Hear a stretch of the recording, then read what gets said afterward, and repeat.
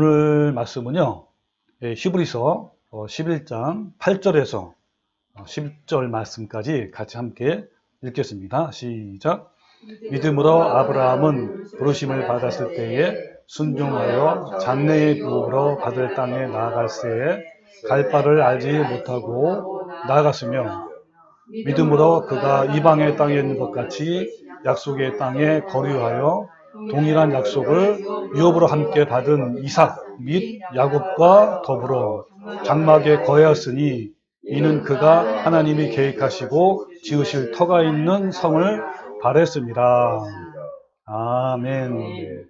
자, 우리 지난주에 설교 본문 말씀인데, 오늘 똑같이 같은 말씀 가지고 오늘 말씀을 같이 나눠보겠습니다. 오늘 주제는요, 마지막 대환란을 위한 준비 13번째고요.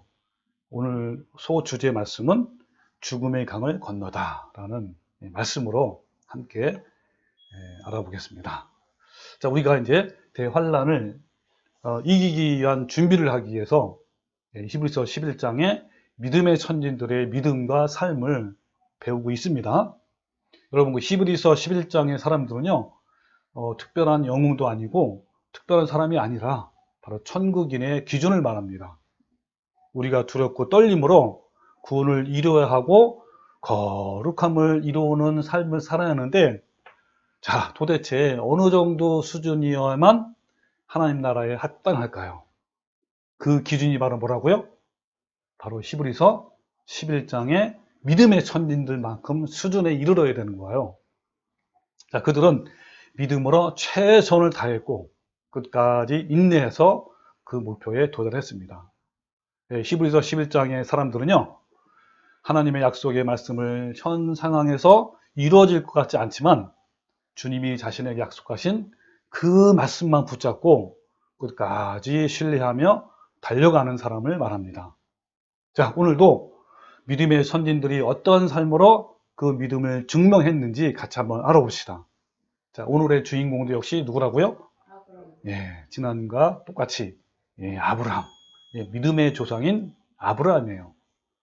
자, 아브라함이 믿음으로 어떻게 우리에게 어떤 말씀을 하시는지 우리 같이 한번 오늘 알아보는 겁니다. 여러분, 제가 질문 한번 들어볼게요. 이스라엘, 그 다음에 유대인 또는 히브리인. 자, 이 세 단어는 서로 어떤 관계일까요? 서로 같은 의미를 갖고 있죠. 그렇지만 나타내는 관점이 좀 달라요.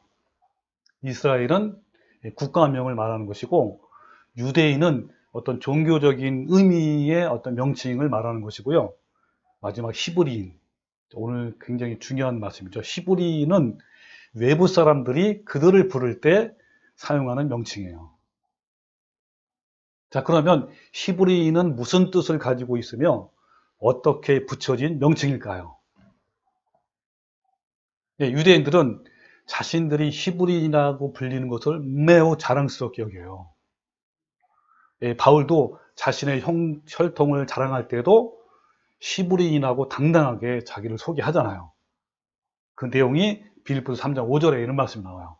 그러니까 자기네들이 잘났고 막 자랑을 하잖아요. 이 거짓 선지자들이, 교사들이. 그때 나도 자랑할 것이 있다 하면서 그 자랑이 바로 빌립보서 3장 5절을 말씀하는 거예요. 자, 뭐라고 하냐면, 나는 8일 만에 할례를 받았다. 그리고 이스라엘 족속이요 베냐민 지파다. 그리고 히브리인 중에 히브리인이다. 그리고 율법으로는 바리새인이라고 이렇게 아주 자기를 가장 최고의 것으로 자랑을 했어요. 그러니까 지금 방금 읽은 이 말씀은요, 당대 유대인들이 가장 자랑하고 싶었던 그런 것들이에요. 이 8일 만에 할례라는 의미는 어떤 거냐면, 유대인들 사이에서는 굉장한 자랑거리인 것입니다. 그리고 특별히 그의 부모의 신앙을 대변해 주는 것이고, 어릴 적부터 철저히 자기는 신앙적 교육을 받았음을 말하는 거예요. 그리고 이스라엘 족속이요 베냐민 지파라는 것은요, 어떤 다른 나라에서 귀화한 이스라엘 족속이 아니라 본토 사람이다. 요즘 말하면 뭐요? 토박이다. 이런 거예요. 이것은요, 정확한 지파의 소속이라는 어떤 긍지를 갖고 있는 그런 자랑거리죠. 그 다음에 이 히브리인 중에 히브리인이요 그랬잖아요. 두 번이나 강조했죠. 히브리인 중에 히브리인이다 라고 했는데 어떤 의미가 있는지 오늘 그걸 알아볼 거예요. 자, 성경에서 최초로 히브리인이라는 말이 언제 나왔냐면 창세기 14장 13절에 이 말씀이 딱 나와요. 맨 처음에. 자, 그걸 보면요. 볼까요? 네 명의 왕이 소돔과 고모라의 모든 재산과 양식을 빼앗아 가고 소돔에 거주하는 아브라함의 조카 롯도 사로잡고 그 재물까지 노략해어 갔더라. 그러니까 네 명의 왕이 그죠, 소돔에 있는 사람들을 다 양식을 빼앗고 전쟁한 거죠. 빼앗아가 그때 롯과 롯도 이제 사로잡혀 갔단 말이에요. 그때 이제 한 명이 도망왔어요, 그죠? 도망한 자가 뭐라 그랬죠? 히브리 사람 누구에게? 아브라함에게 그걸 알린 거야, 그 사실을. 이때 처음 나와요. 히브리 사람이란 그 이름이. 네. 여기서 히브리라는 명칭이 이후부터는 총 44번 나와요. 예, 히브리는 아브라함 이전에는 없었어요. 다시 말하면 히브리라는 명칭은 이 아브라함에 대해서 그 당시에 외부 사람들이 불렀던 명칭입니다. 그러니까 히브리는 어때요? 이런 명칭은 아브라함으로 인해서 생긴 그러한 명칭이란 말이에요. 그리고 이 히브리의 원래 명칭은 이브리예요, 이브리 하다가 히브리로 바뀐 거란 말이에요. 요 이브리라는 단어를 사전에 찾아보면, 히브리서 사전, 어떤 뜻이냐면, 이 단어의 기원이 어디서 왔냐면, 에벨에서부터 왔어요, 에벨. 그 의미는 이스라엘을 외부인들과 구별할 때 쓰이는 그러한 단어란 말이에요. 즉, 에벨은 저쪽 너머 지역에서 있었다는 걸 의미하는 거예요. 그러니까 에벨은 저쪽 너머에 있는 지역을 말하는 거예요. 그 다른 지역에서. 그것도 다른 지역도 넘어서. 네. 그래서 이 히브리는 결론이 뭐냐면 강을 건넌 자를 말하는 거예요. 네. 강을 건넌 자. 그러니까 외부 사람들이 아브라함을 히브리인이라고 부른 이유는 그가 강을 건너온 사람이기 때문에 그렇게 이름이 불러진 거란 말이에요. 근데 아니, 강을 건너온 게 뭘 대단한 거라고. 안 그래요. 당시에는요, 어떤 지역을 이탈하거나 다른 족속이나 환경으로 이주하는 것은 그 자체가 죽음과 직결되기 때문에 너무너무 위험하고 어려웠던 거예요. 불가능했던 거란 말이에요. 특히 이제 흑인 족속인 함 족속이 살고 있는 가나안 땅에 이 아브라함은 백인이란 말이에요. 그 땅에 들어가서 강을 건너서 간다는 거는 진짜 어려운 거란 말이에요. 그래서 사람들은요, 이 아브라함이 목숨을 걸고 가나안에 들어온 것이 그 당시에는 정말 이해가 안 된 거예요. 먹을 것도 없지요. 생존도 보장되지 않는 곳으로 들어온 그 아브라함에게 그 주위에 있는 사람들이 뭐라고 불렀냐면 죽기 살기로 건너온 자, 네. 목숨을 걸고 강을 건너온 자, 용감한 자라는 의미로 히브리인이라고 부른 거예요. 네. 그러니까 히브리인 하면 뭐 어떤 뜻이에요? 그렇죠. 강을 건너온 자인데 목숨을 걸고 위험을 감수하고, 그러니까 쉽게 말하면 위대한 자란 말이에요. 사실은 용감한 자 이런 뜻이에요. 이 강을 건너다를 이제 두 글자로 하면 도강, 건널도 강강자 이렇게 하는데, 자, 그런데 성경에 보면 이 강을 건너기 전과 강을 건넌 후를 비교한 말씀이 있어요. 정말 완전히 달라요. 자, 그 성경을 보면 여호수아 24장 2절 말씀인데, 옛적에 너희 조상들 곧 아브라함의 아버지 나홀의 아버지 데라가 강 저쪽에 거주하여 다른 신을 섬겼으나, 그렇죠? 그러나 어때요? 내가 너희 조상 아브라함을 강 저쪽에서 이끌어내요. 가나안 땅에 왔잖아, 그죠? 두루 행하게 하고 그 씨를 번성하게 하려고 그에게 이삭을 주었다 그랬어요. 여러분, 이렇게 이삭을 주었다는 말이 뭡니까? 예, 여기 있는 것처럼 하나님 약속의 말씀을 따라 나라가 세워지는 그런 곳이 됐단 말이에요. 하나님 나라가 된 거니까. 얼마나 굉장히 차이 나죠? 저쪽에서는 뭘 했다고요? 다른 신을 다른 신을 섬겼단 말이에요. 세상을 신을 섬기고.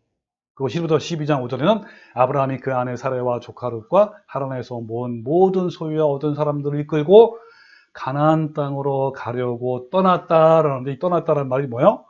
강을 건너서 왔다 이 말이에요. 마침내 가나안 땅에 들어갔다라고 이렇게 말씀을 이렇게 하는 거예요. 그러니까 강을 건너기 전에는 다른 신을 섬겼단 말이에요. 그런데 건넌 후에는 아까 얘기한 것처럼 가나안 땅을 툭 향하고 그 씨를 번성해 했단 말이에요. 이삭을 줬죠, 그죠? 그러니까 하나님만 섬기는 나라를 세웠단 말이에요. 얼마나 영광스러워요. 그러니까 강을 건넜다라는 의미는 단순한 것이 아니라 인생의 대역전이에요. 네. 그것은 죽음의 세계와 생명의 세계, 이만큼 다른 거예요. 그리고 죽음의 문화에서 생명의 문화로 온 것이고요. 우상 숭배에서 하나님 경배로, 다시 말하면 영원한 멸망에서 영생으로의 전환인 거예요. 여러분, 그때 당시 강을 건너야만 히브리인이에요. 강을 건너야만 생명의 씨, 이삭과 약속의 땅을 얻는 거란 말이에요. 그런데 이와 같은 인생의 대전환은요, 하나님께서 아브라함에게만 그렇게 하신 것이 아니라 모든 시대에, 또 오늘날에도 마찬가지, 우리에게한테도 하나님의 사람들은 모두 강을 건너므로 인생의 대역전을 하는 거예요. 그러니까 우리도 쉽게 말하면 뭐야? 그 강을 건넜어, 안 건넜어요? 건넜다라는 의미야. 제가 그런 의미로 말씀드린 거예요. 자, 그러면 우리에게 강을 건넌다는 것은 영적으로 어떤 것을 의미하는 걸까요? 이스라엘 역사에서 강을 건너야 하는 사건이 두 번 나왔어요. 하나는 홍해를 건너야 했고, 또 하나는 요단강을 건너야 했단 말이에요. 자, 그 내용을 잠깐 보면, 홍해를 건너는 건 여러분 너무 잘 알죠? 예, 뭐 출애굽기 4장 21절 읽으면 모세가 바다를 이뤄 손을 내밀매 여호와께서 큰 동풍이 밤새도록 바닷물을 물러가게 하시니 물이 갈라져서 바다가 마른 땅이 됐죠. 이스라엘 자손이 그 마른 땅을 밟고 육지를 건너갔잖아, 그죠? 네, 건넜단 말이에요. 자, 그래서 이 홍해를 건너는 사건이 있었는데, 이 홍해를 건너야만 이스라엘 백성이 히브리인이 되는 거예요. 그러나 그들은 광야에서 하나님을 믿지 못하고 남을 탓하고 핑계하고 원망하고 불평함으로 하나님의 경노를 일으켰어요. 그래서 결국 그들의 결과는 어땠어요? 광야에서 다 멸망을 당했단 말이에요. 그리고 하나님은 다음 세대의 백성들을 가나안 땅으로 들어가게 하셨어요. 자, 이어서 이스라엘 백성은 천국을 상징하는 가나안 땅에 들어가기 위해서 두 번째로 무슨 강을 건너야만 했어요? 그렇죠. 요단강을 건너야만 했어요. 자, 그 내용이 우리 지난번에 봤죠? 여호수아 3장 15절에 궤를 맨 자들이 요단의 이름에 궤를 맨 제사장들의 발이 물에 잠기자, 그죠? 곧 위에서부터 흘러내려고 물이 그쳤잖아요. 그리고 쌓이고 끊어졌단 말이에요. 그래서 백성이 여리고 앞으로 바로 건널새 여호와의 언약궤를 맨 제사장들은 요단강에 마른 땅을 굳게 섰고 그 모든 백성이 요단을 건너기까지 마실 때까지 모든 이스라엘 백성은 마른 땅으로 다 건너갔다 그랬단 말이에요. 그래서 이렇게 해서 어디로 간 거예요, 지금? 가나안 땅에 들어가는 거예요. 가나안 땅은 어떤 걸 의미한다고요? 천국을 의미하는 거예요. 천국에 들어가는 걸 의미하는데, 그래서 이 아브라함부터 시작해서 믿음의 사람들과 천국인들은요, 영적으로 모두 강을 건넌 사람들이에요. 즉 히브리인이란 말이에요. 영적 히브리인.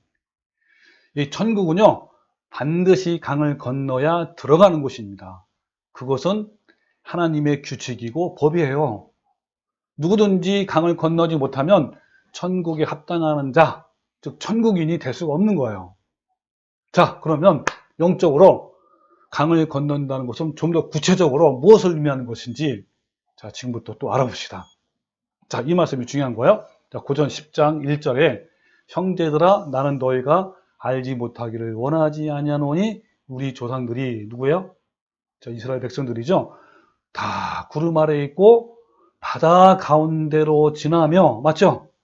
그리고 모세에게 속하여 다 구름과 바다에서 세례를 받고 그랬죠. 여기서 바다 가운데로 지나고를 어떻게 표현했죠? 다음에는 바다에서 세례를 받고 그랬죠. 네. 그러니까 바다 가운데로 지나가는 게 무슨 말이죠? 어떤 의미예요? 세례를 받는 거예요. 세례를 받는 거. 또 요단강 건너는 것도 마찬가지예요. 세례를 받는 걸 말하는 거예요. 그러니까 세례 또는 침례. 네, 여러분 세례가 뭐고 침례가 뭔지 아세요?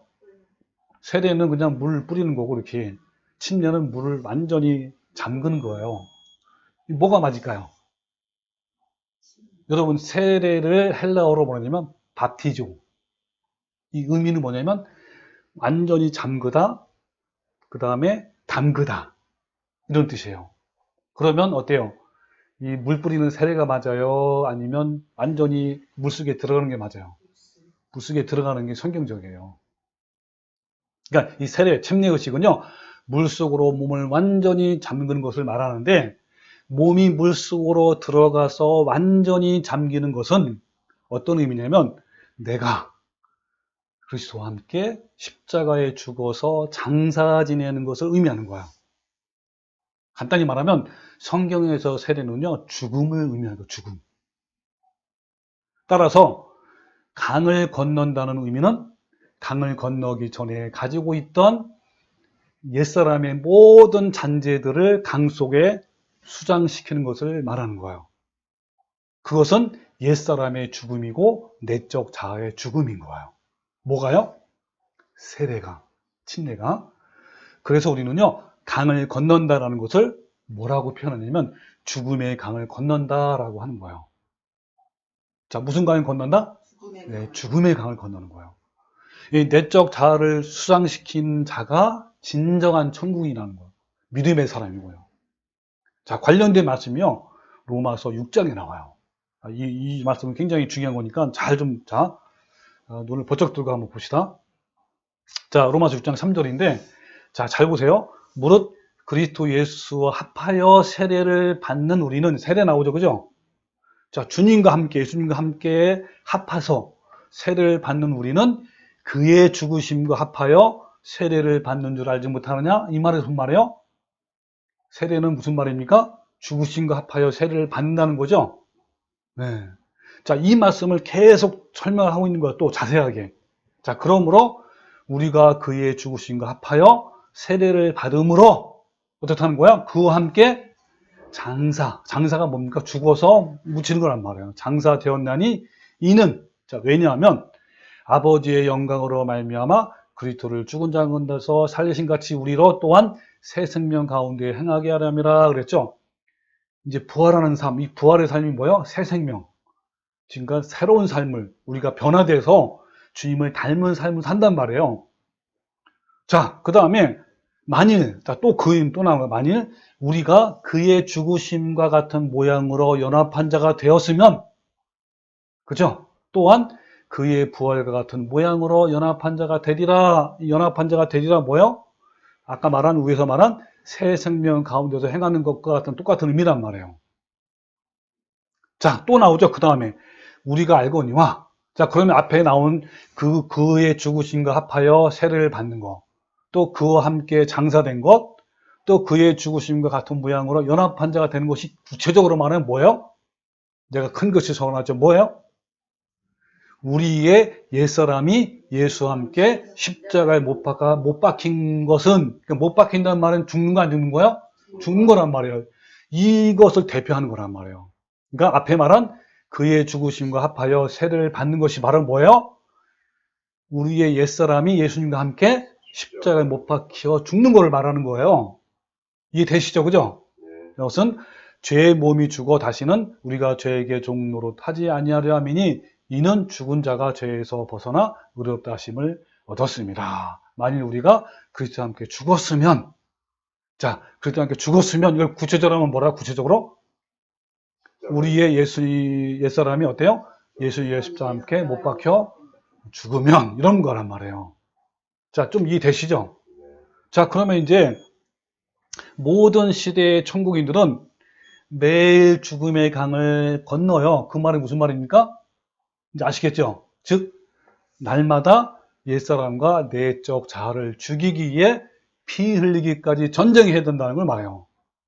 그러니까 반드시 예자를 십자가에 못 박지 않으면 강 저편에서 이편으로 건너올 수 없기 때문에 오늘도 피 흘림의 치열한 전쟁의 삶에서 치러야 한단 말이에요. 죽는 순간까지 날마다 자아를 죽이다 보면 예자가 서서히 죽고 결국 내 안에 누가 사는 거예요? 예수님만 사는 거예요. 즉 내 안에 예수님의 성품이 자라나는 거란 말이에요. 그러기 위해서 우리는 어떤 날마다 죽어야 한다라고 하는 거예요. 이 날마다 죽어야 하는 거예요. 날마다 죽음의 강을 건너야 한다는 거예요. 그래서 고전 13장 15장 31절에 사도 바울의 강력한 고백이 나오죠. 뭐라 하냐면 형제들아, 네, 우리들한테 그런 거예요. 형제들아, 내가 그리스도 예수와 우리 주 안에서 가진 바 너에 대한 나의 자랑을 두고 단언하니, 그 사도 바울이 자랑하는 게 있어요. 뭘 자랑하는 거예요? 나는 날마다 죽는 거. 네, 날마다 죽는 거를 아주 단언하면서 자랑하는 거예요. 그러니까 이 사도 바울의 자랑은 다른 게 없어. 자기가 날마다 죽는 걸 자랑하는 거예요.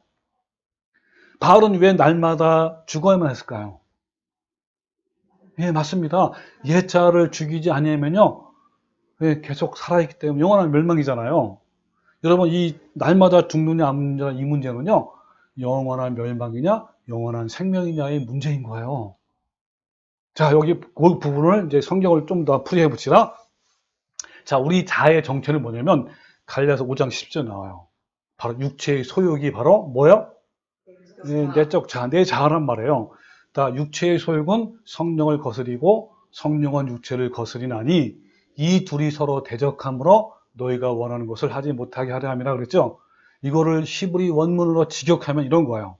이 소욕보다는 탐심.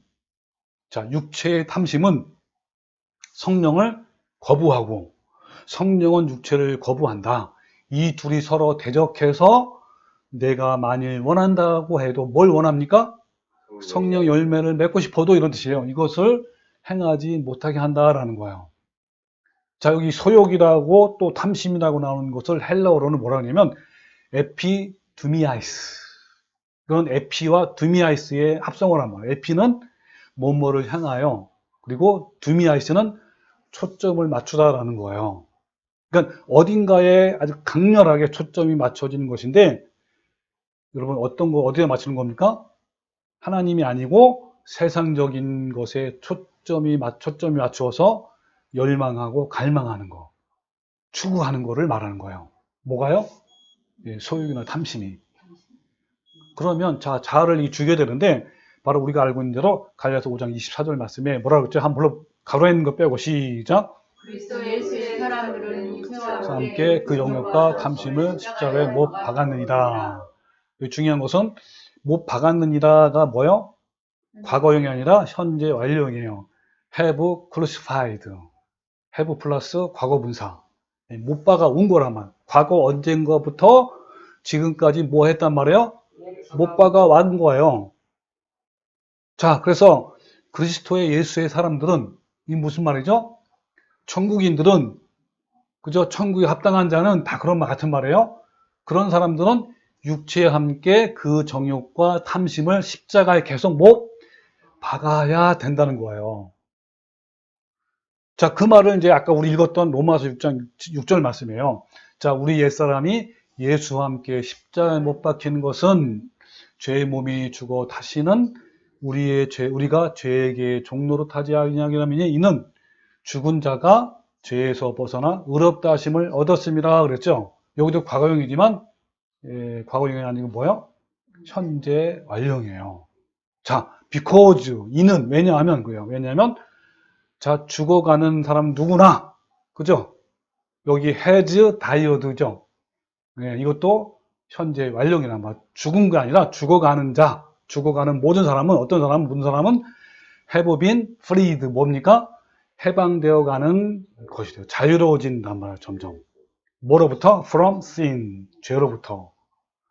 이것을 헬라 원문으로 직역하면 이런 거예요. 그래서 직역하면 이렇게 되는 거야. 왜냐하면 죄로부터 계속 자신을 죽이는 자는 계속 의롭다 하심을 받기 때문입니다. 라고 이렇게 해석할 수가 있는 거예요. 그래서 바울은 어떻게 한다요? 자신은 날마다 죽는다라고 고백한 거예요. 그것이 바로 갈라디아서 2장 20절 말씀, 너무 유명한 말씀이죠. 이게 최고의 꽃 중의 꽃이에요. 말씀 중에. 같이 한번 읽어볼까요? 시작. 내가 그리스도와 함께 십자가에 못 박혔나니 그런즉 이제는 내가 사는 것이 아니요 오직 내 안에 그리스도께서 사시는 것이라. 네, 여기서 내가 그리스도와 함께 십자가에 못 박혔다는 것은 역시 과거형이지만 현재는 뭡니까? 진짜는 현재 완료이란 말이에요. I have been crucified. 십자가에 못 박혀 왔다라는 것이죠. 어디로, 누구와 함께? 그리스도와 함께. 자, 이걸 지각하면 뭐냐면, 저는 그리스도와 함께 십자가에 못 박혀 왔습니다. 더욱이 저는 더 이상 살아있지 않습니다. 그러나 지금은 제 안에 그리스도께서 살아계십니다. 라고 이렇게 번역할 수가 있는 겁니다. 자, 여러분, 그래서 이제 정리하자면 세례를 받는 게 뭐라고요? 죽는 거잖아, 그죠? 죽는 게 뭡니까? 날마다 십자가에 못 박아서 탐심과 정욕을 계속 못 박아오는 거란 말이에요. 그게 바로 뭐예요? 강을 건너온 거예요. 강 건너는 거예요. 특별히 여러분 금방 읽었던 갈라디아서 2장 20절 말씀은요, 바울의 위대한 고백인데요. 너무너무 아름다운 고백 아닙니까? 여러분도 하나님 앞에서 자신 있게 이런 고백을 할 수 있어야 하는 거예요. 바울은요, 원래 고집이 강하고요, 완고한 사람이었어요. 이런 사람이 십자가에 죽기까지 얼마나 힘들었을까요? 사람은요, 자존심이 강할수록 꺾이기 어렵단 말이에요. 바울은요, 깊은 학식으로 매우 뛰어난 사람이에요. 어떤 철학자가 말하기를 바울이 만약에 철학자로 남았다면 소크라테스와 견질 만큼 아주 유명한 학자가 되었을 것이라고 말할 정도였어요. 바울은 그동안 자신의 학식과 지식과 자신의 종교에 대한 신앙과 열심과 그 또 자부심이 너무너무 강한 자였어요. 바울은요, 자신의 지식과 철학과 종교에 대한 신념이 확고해서 그 어떠한 것에도 흔들리지 않을 만큼 그 자부심은 하늘을 찌를 만큼 대단했단 말이에요. 그만큼 바울은 이 자기가 부서지기 힘든 강한 자아를 가지고 있단 말이에요. 그랬던 바울이 내가 그리스도와 함께 십자가에 못 박혔나니 그런즉 이제는 내가 사는 것이 아니라 오직, 그것도 오직 내 안에 그리스도께서 사신 것이라 라고 한 거예요. 날마다 죽음의 강을 건넌다고 고백하는 거예요. 여러분, 이렇게 고백을 하기까지 바울은 얼마나 많이 자아가 부서지고 깨어지는 그런 고통의 경험을 했을까요? 바울은 어느 과거 시점부터 지금까지 또 앞으로도 계속 자신이 십자가에 못 박힌다, 날마다 죽음의 강을 건넌다라고 고백을 하는 거예요. 여러분, 우리도 이런 고백을 날마다 해야 하는 거예요. 그렇게 합시다. 아멘입니까? 우리는 날마다 죽음의 강을 건너야 하는 거예요. 나의 부패하고 못된 자아를 십자가에 날마다 못 박아야 하는 거란 말이에요. 우리 내면에서 일어나는 육신의 소욕과 탐심과 정욕이 하루라도 멈춘 적 있나요? 어떤 사건과 문제가 일어날 때마다 내면에서 육신의 정욕과 탐심이 때로는 크고 때로는 작게 유동치고 있지 않습니까? 우리 안에 있는 죄성은 하루도 쉬지 않는데 그것들을 못 박아 죽이는 일에는 아무 생각 없이 그냥 넘어가는 일이 많아요. 그러면요, 그 죄성이 점점 고착화돼서 깨트리고 부수기가 더 어려워진단 말이에요. 옛사람을 십자가에 못 박기 위해서는요, 제일 먼저 뭐가 필요할까요? 뭐가 필요하죠? 자신의 부패한 죄성이 있음을 깨닫고 인정하는 것이 필요한 거예요. 나에게 부패한 자아가 있음을 인정할 때 그죠? 그 자아를 죽이기 위해서 주님께로 가잖아요. 가서 기도하고 애통해하고 통회하면서 간구하고 이렇게 한단 말이에요. 네? 그런데 사람은 부패한 본능 때문에 자신의 죄성을 인정하지 않고 핑계하거나 합리화하는데 선수예요. 자신의 잘못을 남에게 핑계하고 합리화하는 데는 모두가 나도 마찬가지로 본능적이고 달인이야, 달인. 이것은요, 인류의 조상인 아담과 하와부터 내려오는 뿌리 깊은 죄성인 거예요. 여러분, 인간이 그때 아담과 하와죠. 그 아름답고 천국 같은 에덴 동산에서 비참하게 쫓겨나가고 병들고 죽어야만 했나요?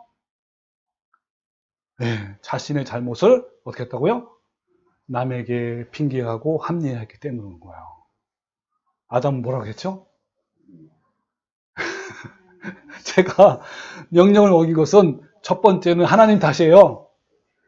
하나님께서 왜 저런 여자를 창조했습니까? 그리고 두 번째는요, 그래서 여자 탓입니다. 저 여자를 창조했기 때문에 그녀가 나를 꾀해서 내가 먹은 거예요. 내가 무슨 잘못이 있습니까? 다 하나님 때문이고 다 저 여자 때문인 거예요. 네, 핑계하는 데는 어때요? 우리 첫 조상부터 달인인 거예요. 자아가 죽지 않으면 우리도요, 저절로 핑계와 합리화의 달인이 되는 거예요.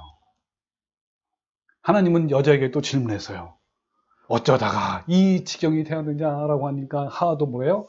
다 뱀 때문이야, 뱀 때문. 하나님께 왜 그 뱀을 창조했어요? 왜 사탄을 왜 창조했습니까? 네? 그래서 저것이 나를 깨워서 먹은 거예요. 이렇게 한 거예요. 그리고 인간은 자신의 죄를 은폐하는데도 역시 달인이에요. 우리가 죄를 짓게 되면 그 즉시 합리화와 은폐라는 포장지에 쌓아버리는 거예요. 그러면서 그럴듯한 자기 변명을 또 해요. 내가 그동안 하나님을 위해서 얼마나 교회를 열심히 나가고 헌금도 하고 성경으로 남을 가르치기도 하고 내가 주를 위해서 얼마나 힘들게 일하는데 이 정도쯤이야. 괜찮을 거야. 등등 온갖 구실을 다 갖다 대면서 은폐하고 합리화를 하는 거예요. 그런데 이렇게 자신의 죄성을 합리화하고 은폐하는 순간 그는 자신의 지은 죄에 대해서 감각이 무뎌져요? 안 무뎌져요? 무뎌지는 거란 말이에요. 그리고 자신은 옳은 사람처럼 뻔뻔스럽게 주장도 하기도 하고 항변하기도 하는 거예요. 자, 왜 그럴까요?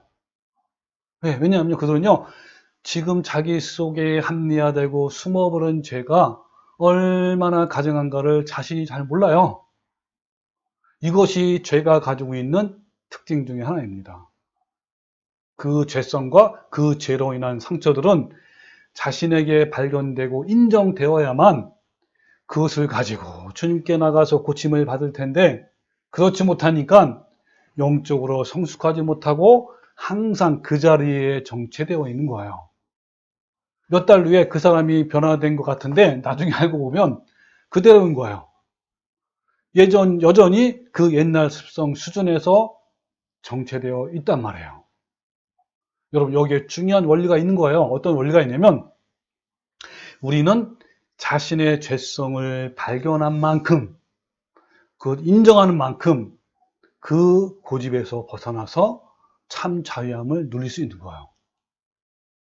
여러분, 우리 모두에게 이렇게 은폐되고 합리화된 옛자가 얼마나 많은지 아십니까? 그런데, 잘 보세요. 그런데 이렇게 은폐되고 합리화된 죄성과 상처가 드러나서 스스로 알게 되고 깨달을 수 있는 기회가 있어요. 어떤 기회가 있을까요? 어떻게? 그러니까 평소에는 잘 나타나지 않다가 어느 순간에 나타나는데 그때 자신의 죄성과 상처를 알 수 있는 절호의 기회란 말이에요. 그것이 뭘까요? 예, 맞습니다. 자신도 이해하지 못하는 전혀 다른 내가 나올 때가 있어요. 내가 갑자기 왜 이러지? 하면서 당황할 때가 있단 말이에요. 갑자기 어느 순간에 내가 돌변하는 것을 경험할 때가 있단 말이에요. 종종. 평소에는 점잖고 순했던 내가 갑자기 어떤 말과 어떤 행동에 발작하는 것처럼 발끈하기도 하고, 때로는 그 순한 사람이 야수같이 되기도 하는 거예요. 정도의 차이는 있지만 자신의 감정이 절제가 안 되는 거예요. 갑자기 어때요? 분노하고 막 흥분하기도 하고 질투하기도 하고 막 악에 솟구치기도 하고, 때로는 냉정한 말, 톡 쏘는 말, 비난의 말을 서슴지 않게 하기도 하고, 또 때로는요 이렇게 나타날 수가 있어요. 필요 이상으로 막 침체가 돼.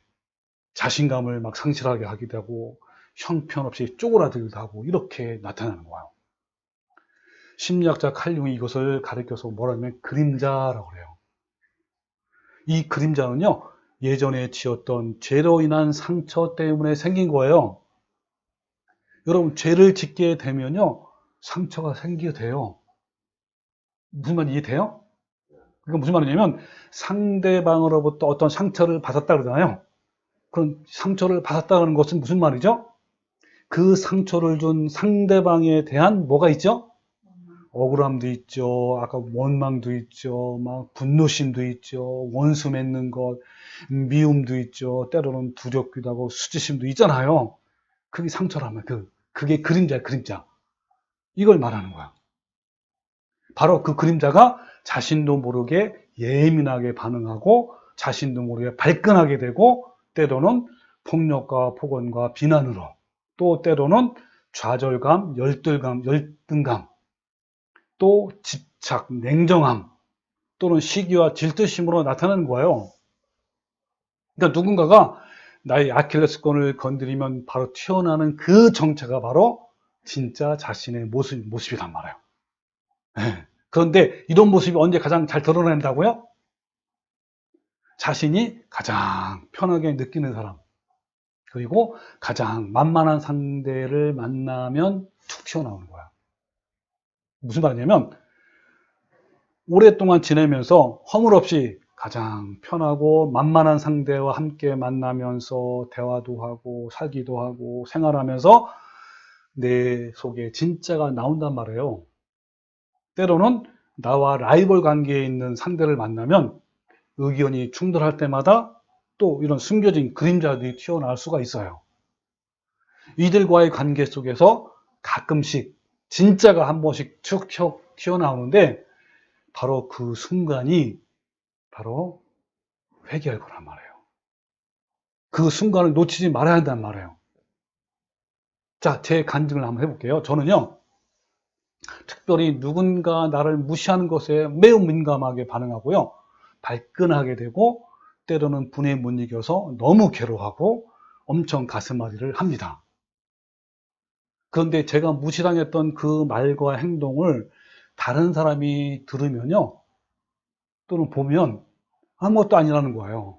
그런데 나는 그 아무것도 아닌, 다른 사람이 들으면 아무것도 아닌 것에 그렇게 반응하고요, 이러는 거란 말이에요. 이것은요, 제가 어릴 때 받은 상처 때문에 일어난 거예요. 근데 제가 진리를 안 이후에 이런 비슷한 사건이 일어나면 이 내면에서 올라오는 분노와 미움과 수치감을 죽여야 될 거 아니에요. 그죠? 그래서 죽이고 하나님의 평강이 내 마음에 주장하도록 해야 된단 말이에요. 그죠? 그렇게 하도록 하나님과 밤새도록 씨름한 야곱처럼 저도요, 밤새도록 하나님과 씨름을 하는 거예요. 이 무시당하는 그 감정이요, 어떤 데는 나한테 크게 올 때가 있잖아요. 건수마다 다르잖아요. 그때는 뭐 하룻밤이 아니에요. 며칠 동안 씨름할 때가 있어요. 이 씨름의 과정이 바로 나의 못된 자아가, 또 나의 고집스러운 상처가 하나씩 하나씩 깨어지고 부서지는 시간이에요. 이 씨름의 시간이 나에게 얼마나 고통스러운 일이죠. 여러분 아십니까? 여러분, 야곱은요, 환두뼈가 부러지는 나가는 그러한 고통의 시간이었어요. 여러분, 내 자아를 죽이는 이 시간은요, 죄성의 깊이만큼, 상처의 깊이만큼 고통이 더 깊은 거예요. 이런 과정 없이 어떻게 예수님의 성품을 닮아가며 어떻게 내 마음의 평강이 에이레네가 찾아올까요? 안 그렇단 말이에요. 야곱이 야복 강가에서 하나님과 밤새도록 거룩한 씨름을 하는 과정이 없이 어떻게 엄청나게 다가오는, 야곱에게 엄청나게 다가오는 그 불안감과 죽음의 불안함과 그 죽음의 공포, 두려움을 평화의 마음으로, 에이렌의 마음으로 변할 수 있겠어요. 샬롬의 마음으로.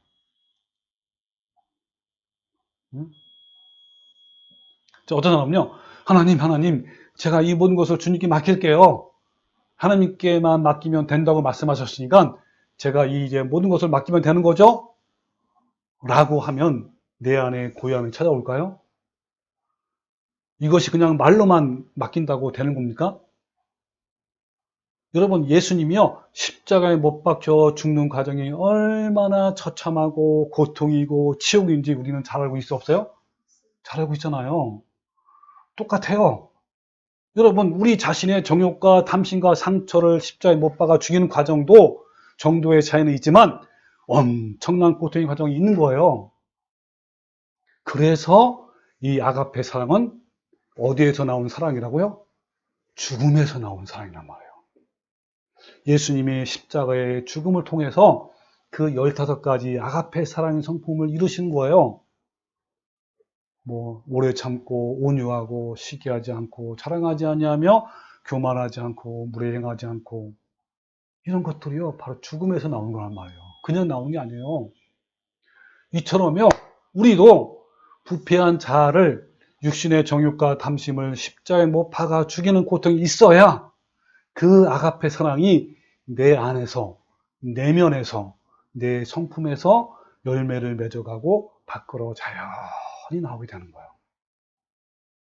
야곱이 그 고통의 씨름을 하는 과정이 있은 후에 어떻게 했죠?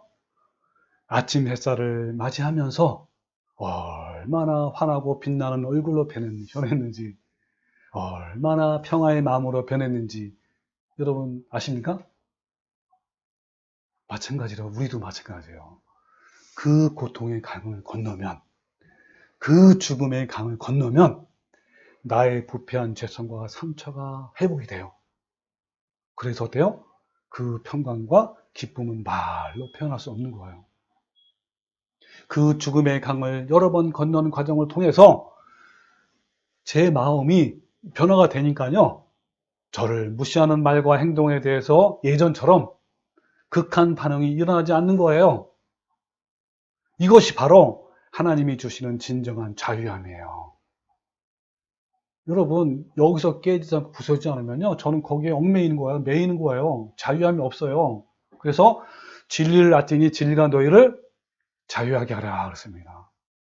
여러분, 이런 예수님 말씀이 내 안에 이루어지는 거예요. 만약 제가 날마다 죽음의 강을 건너지 않았다면 내 안에서 일어나는 무시를 당할 때마다 내 안에서 일어난 온갖 분노와 미움과 시기와 억울함과 또 그에 따른 우울감과 피폐함이 얼마나 나를 평생 동안 괴롭히겠습니까?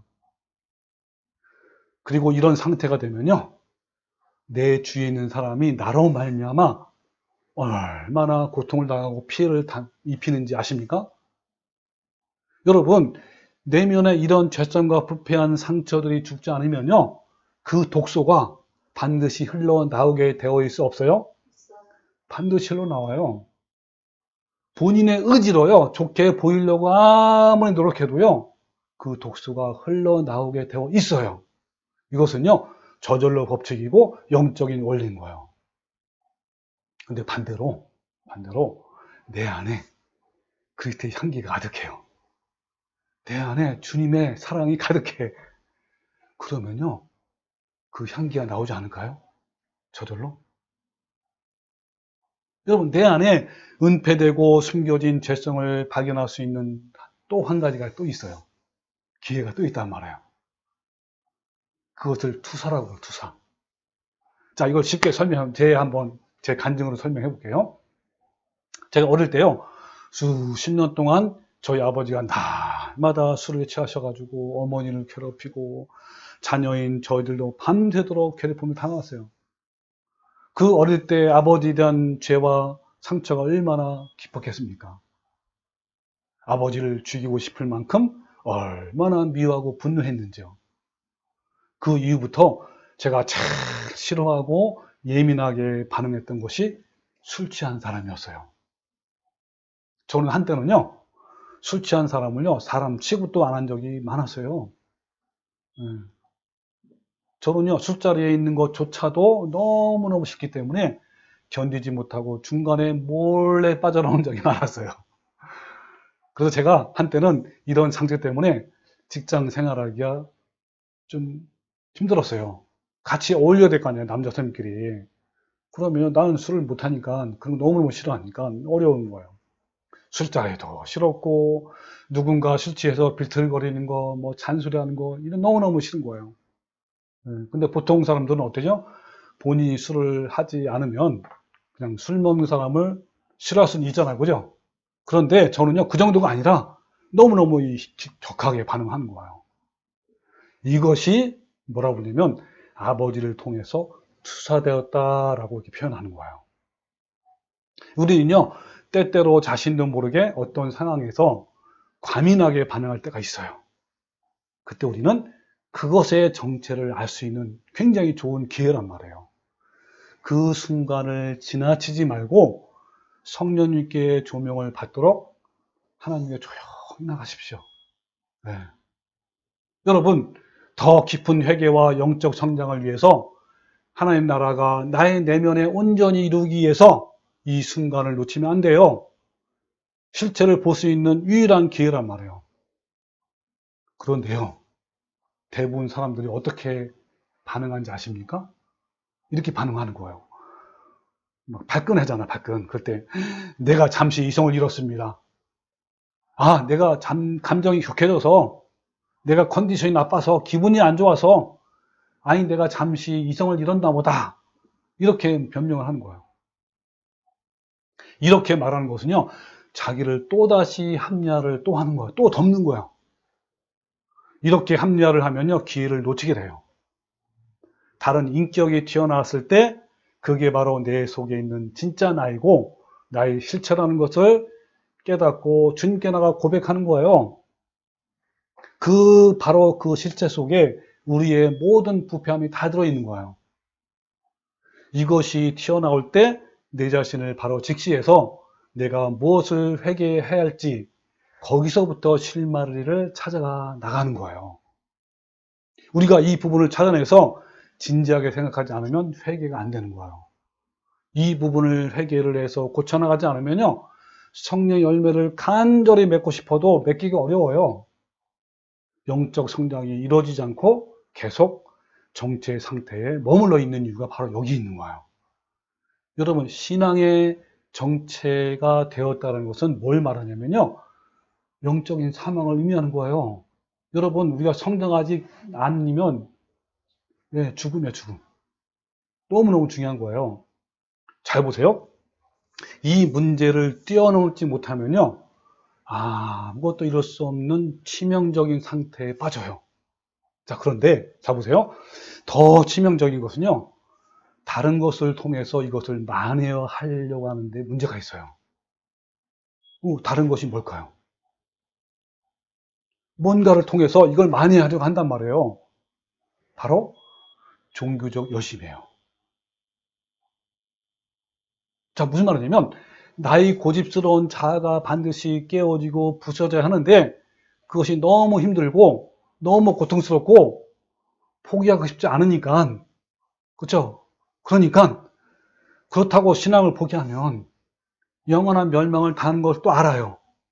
그러기 때문에 자선으로 선택하는 것이 바로 종교적 열심이에요. 예. 그런데 정말 마음이 아픈 것은요, 이런 것을 누가 조장하는지 아세요? 많은 목회자들이 조장해요.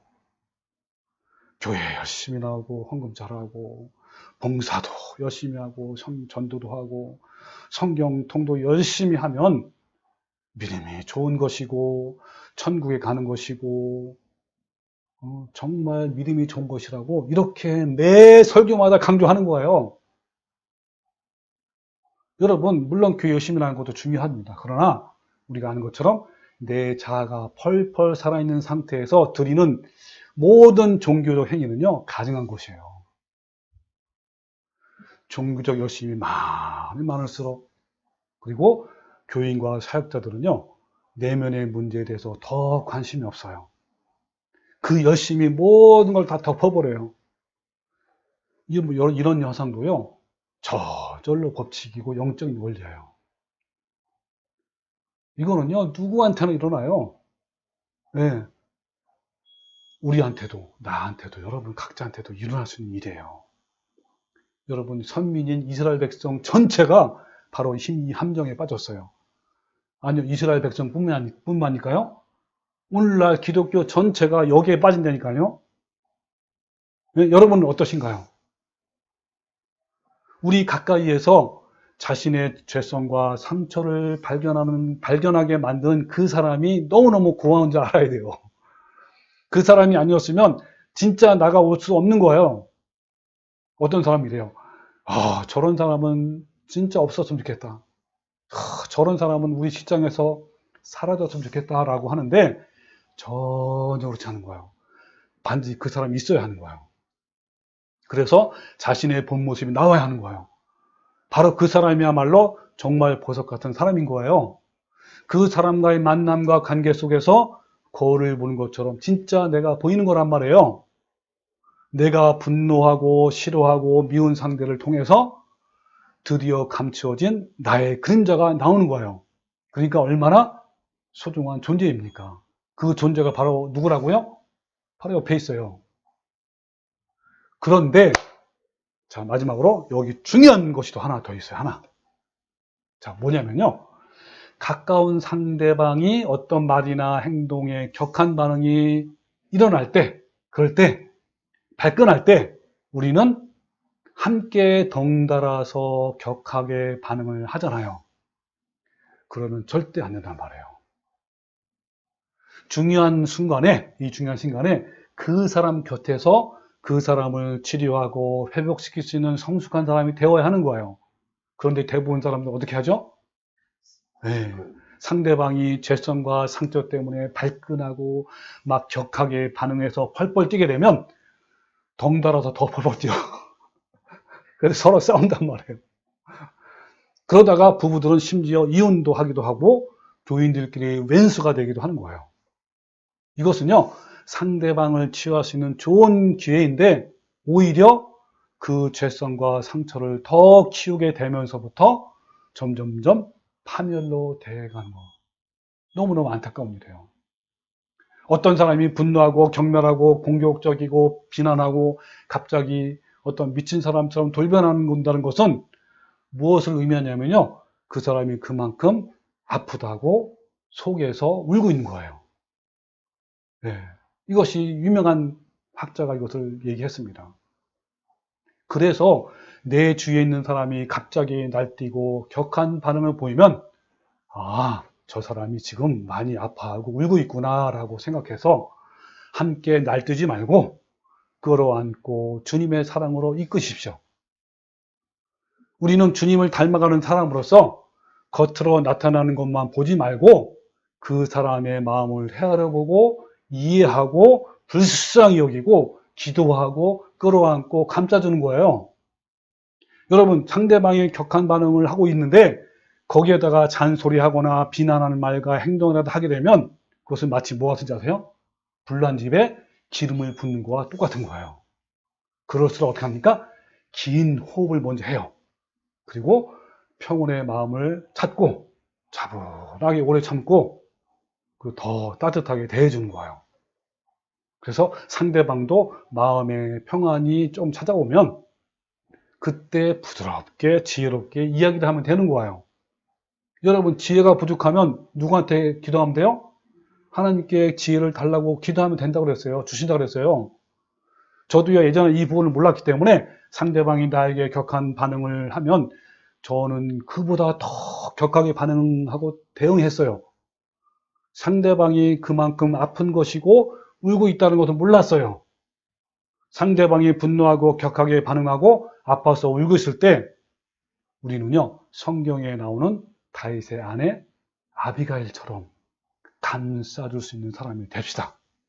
여러분, 우리 공동체, 우리 서로가 아비가일이 되어주고 때로는 선지자 나단이 되어주기도 하고요. 때로는 헬런 켈러를 감싸준 설리반 같은 선생님이 되어줍시다. 서로 상대방의 붕대를 풀어주는 사랑의 관계가 됩시다. 일단요, 자기 스스로 하나님 앞에서 직면해서 숨어있는 그림자를 발견하고 회개해서 치유를 받는 것이 먼저예요. 만약에 여러분이 고질적인 죄를 회개하고 부패한 상처에서 회복이 되면요, 엄청난 성숙이 다가와요. 네. 여러분의 삶에 새로운 차원의 문이 열리고요, 성품의 열매가 맺히기 시작하는 거예요. 그렇게 오랫동안 멈췄던 영적 성장과 품성이 비로소 열매를 맺게 되는 거예요. 아름다운 예수님의 성품의 열매가 날로 날로 풍성해지는 거예요.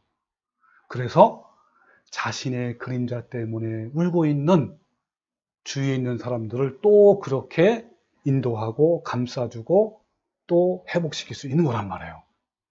여러분, 우리 모두 날마다 죽음의 강을 건너서 내적 자아가 죽어가고 예수님의 아름다운 성품 열매가 풍성하게 맺히는 성도가 되시기를 주님의 이름으로 축원합니다. 아멘.